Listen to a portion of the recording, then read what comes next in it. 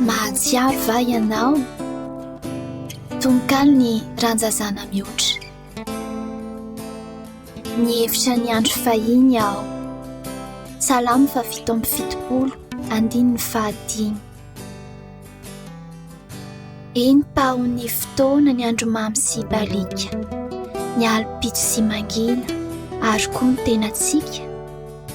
Nefa tsy ho tapitreto ny maraina vaovao. Eo ampitsinjovana azy, mahatsiaro va ianao? Iry ny toerana fahiny, eny ilainy riariavana. Ao ny faravetso angamba no herina fitiavana. Iroa ny lalana fombana no vakian'ilay nandao. Ary raha mierikeny, mahatsiaro va ianao? Oh, salamo anefa sisa ipitsihako ny fo. Fa tsy very ny amintsika na ho levina tokoa. Voatahiriko ato izany ao anatin'ny afinao.